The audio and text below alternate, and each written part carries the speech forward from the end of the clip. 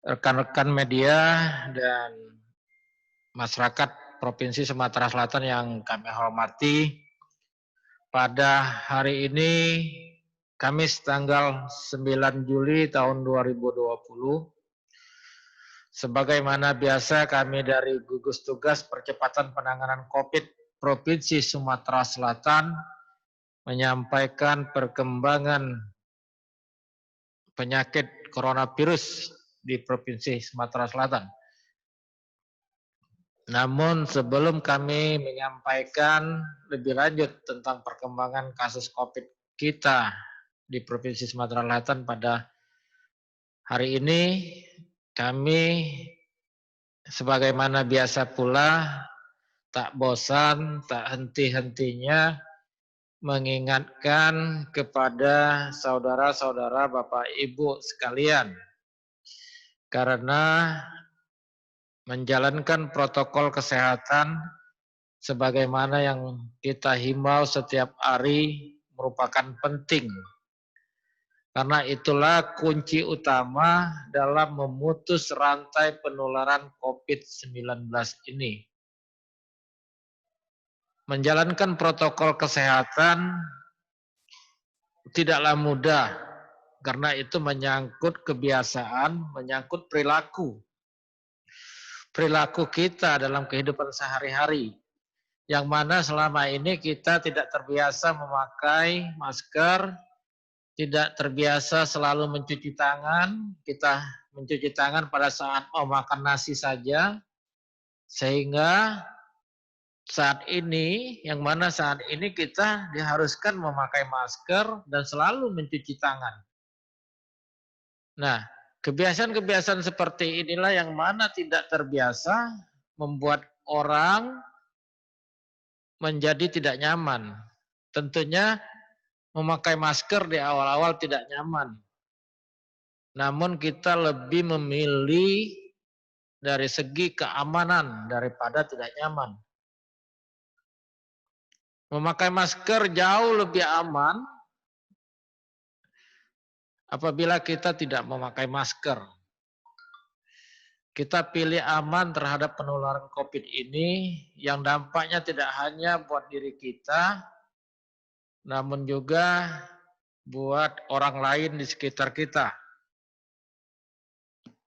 Memakai masker buat orang yang kita sayangi, seperti di rumah kita punya orang yang usianya sudah lanjut, yang mana daya tahan tubuhnya sudah mulai menurun, dan tidak hanya daya tahan tubuh yang menurun, namun disertai juga dengan penyakit-penyakit penuaan seperti hipertensi, penyakit DM, dan bahkan ada yang gagal ginjal dan penyakit lainnya.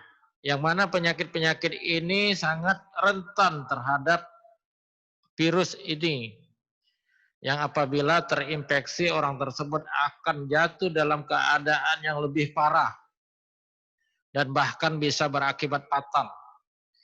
Oleh karena itu bagi yang muda-muda, bagi yang merasa masih kuat, jangan dianggap sepele kita tidak memakai masker.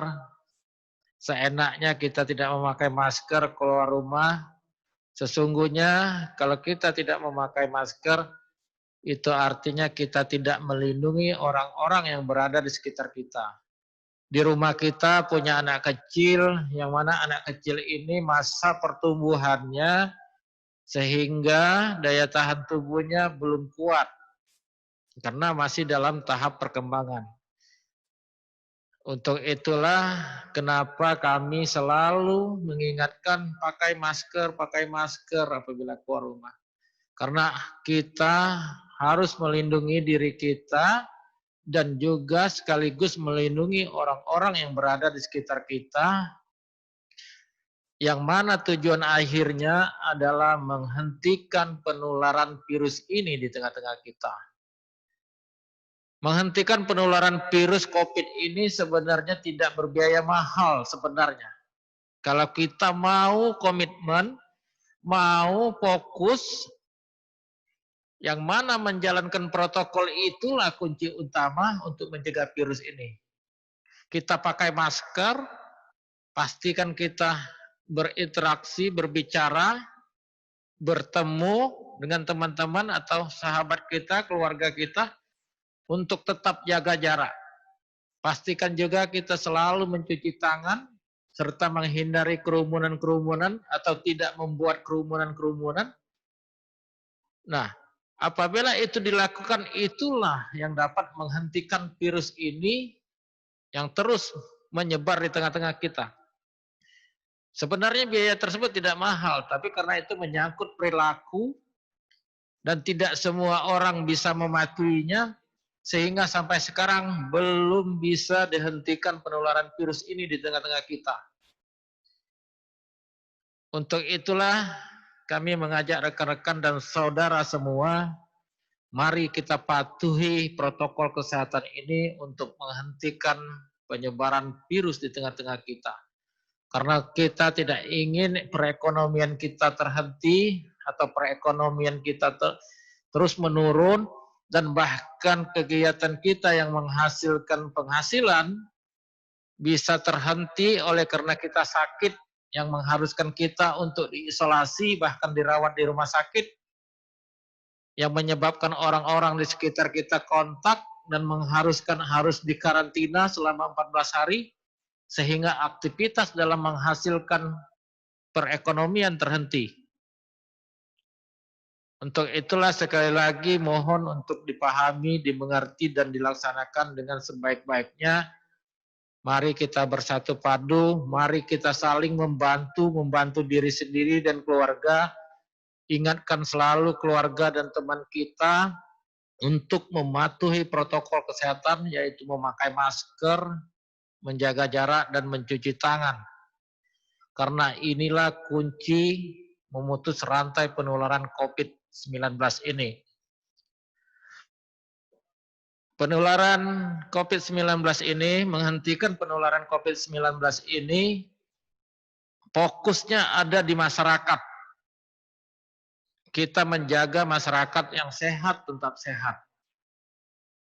Karena kalau tidak menjaga kesehatan, dalam arti mencegah kesehatan, seberapa besar pun fasilitas di rumah sakit disiapkan, tentunya akan tidak mampu menampung orang-orang yang sakit.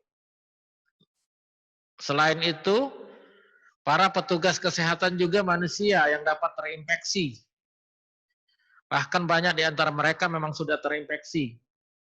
Sehingga kalau di antara masyarakat kita banyak yang terinfeksi dan mereka menjadi ancaman dan ikut terinfeksi juga, pelayanan-pelayanan akan terganggu. Oleh karena itu pikirkan juga bahwa kita mematuhi protokol kesehatan adalah membantu bagaimana kita memerangi COVID ini, bagaimana kita turut berperan serta, berpartisipasi, turut menyumbang, menghentikan penyebaran virus ini di Provinsi Sumatera Selatan. Terakhir, apabila kita mendengar sahabat kita, keluarga kita terinfeksi atau mengalami gejala yang diduga COVID-19 ini, jangan sungkan-sungkan, jangan malu untuk segera melapor ke petugas kesehatan, karena penyakit ini bukan aib, penyakit ini bukan dosa, penyakit ini harus segera kita ketahui, kita harus jujur, karena dengan kejujuranlah, dengan segera memeriksakan dirilah, kita bisa mencegah penularan lebih lanjut, sehingga penularannya tidak berkembang ke tengah-tengah keluarga, ke tengah-tengah masyarakat kita, sehingga akhirnya akan menghentikan penularan virus ini. Baik Bapak Ibu, mungkin itu yang dapat kami sampaikan, dan selalu kami berpesan setiap hari, karena ini penting dalam memutus rantai penularan COVID ini. Mari kita renungkan, kita pikirkan dan pahami, serta kita laksanakan dengan sebaik-baiknya. Demi percepatan penanganan COVID-19 ini dan berhenti penularannya di Provinsi Sumatera Selatan yang kita cintai ini. Untuk selanjutnya kami akan menyampaikan perkembangan COVID-19 Pada hari ini Kamis tanggal 19 Juli tahun 2020. 9 Juli kami ulangi, 9 Juli tahun 2020 sebagai berikut. Pertama yaitu ODP, jumlah ODP total sampai hari ini sebanyak 9.094 orang. Dan telah selesai dilakukan pemantauan sebanyak 7.437 orang. Yang masih dalam proses pemantauan sebanyak 1.657 orang. Kemudian yang kedua yaitu PDP atau pasien dalam pengawasan, jumlah total 1.154 orang dan telah selesai dilakukan pengawasan sebanyak 728 orang dan masih proses dalam pengawasan atau proses dirawat di rumah sakit sebanyak 426 orang. Kemudian yang ketiga yaitu kasus konfirmasi atau positif COVID. Pada hari ini Provinsi Sumatera Selatan mendapatkan penambahan sebanyak 56 orang kasus baru dengan rincian yaitu Kota Palembang 44 orang, Ogan Komering Ilir 1 orang, Banyuasin 2 orang, Ogan Ilir 3 orang, Musi Banyuasin 1 orang, Muara Enim 1 orang, dan Lahat 4 orang. Kemudian kasus sembuh atau penambahan sembuh, pada hari ini kita mendapatkan penambahan sembuh sebanyak 8 orang. Semuanya berasal dari Kota Palembang. Sehingga total yang sembuh di Provinsi Sumatera Selatan sebanyak 1.230 orang. Kemudian yang terakhir yaitu penambahan kasus meninggal. Pada hari ini kita mendapatkan penambahan meninggal 1 orang dari Kota Palembang. Sehingga total meninggal untuk Provinsi Sumatera Selatan yang positif COVID sebanyak 114 orang. Berdasarkan data-data tersebut di atas sehingga dapat disimpulkan bahwa total kasus COVID-19 untuk Provinsi Sumatera Selatan sampai hari ini berjumlah 2.475 orang. Dan telah selesai dilakukan pengawasan sebanyak 1.344 orang.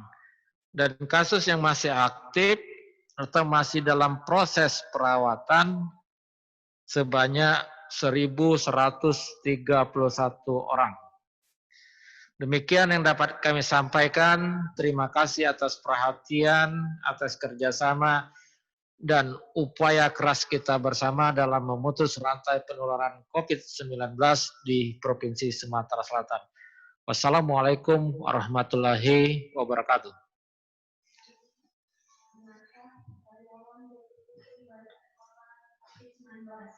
Apakah penularan terjadi di perusahaan? Saat ini perusahaan beberapa faktor penularan di PT Untuk yang PT Pusri sampai hari ini gugus tugas provinsi belum mendapatkan informasi. Kami akan cek informasi tersebut ke Dinas Kesehatan Kota Palembang atau gugus tugas Kota Palembang. Namun teman-teman juga dipersilakan untuk menanyakan langsung ke gugus tugas Kota Palembang.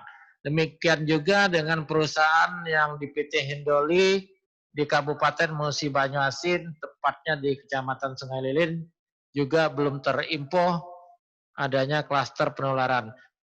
Perlu kami sampaikan bahwa klaster-klaster penularan ini semua sektor,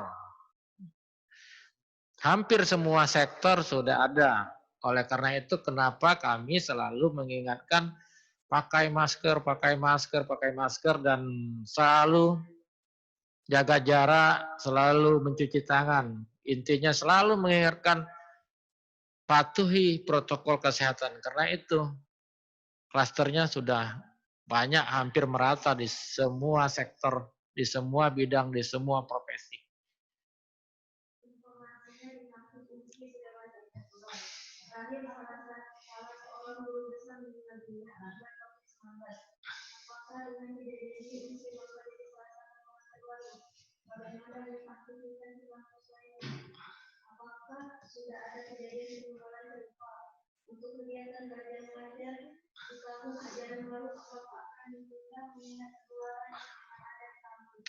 Baik, untuk Pak Eko Prasetyo yang Unsri ya.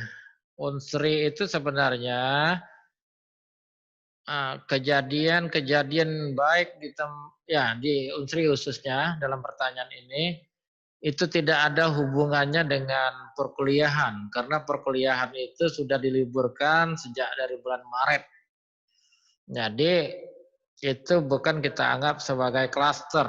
Kalau klaster itu perlu dipahami bahwa misalnya terjadi penularan dari orang yang mungkin awalnya orang tersebut tertular dari masyarakat, kemudian dia kerja, menularkan ke teman rekan kerjanya, menularkan ke orang-orang di sekitar tempat kerjanya. Nah, itu dianggap sebagai suatu klaster. Namun untuk yang kejadian yang sebagaimana ditanyakan ini, itu belum masuk dalam suatu klaster di sana. Karena itu klaster di kelompok masyarakat. Karena saja dalam kasus ini, profesinya memang sebagai karyawan di Unsri.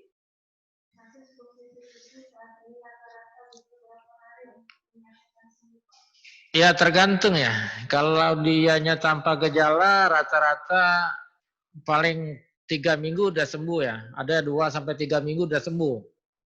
Namun kalau yang bergejala tentunya akan lebih lama, ada yang rata-rata 1 bulan ya. 1 bulan sembuh.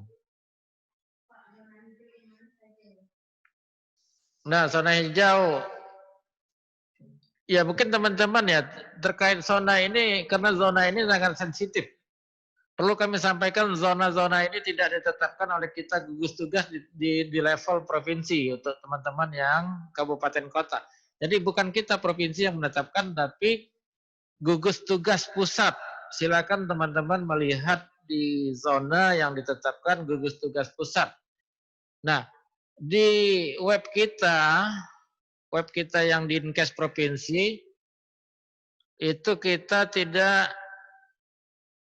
mewarnai sendiri, namun menyesuaikan pewarnaan peta kabupaten kota itu berdasarkan kriteria, berdasarkan warna yang diwarnai oleh gugus tugas pusat.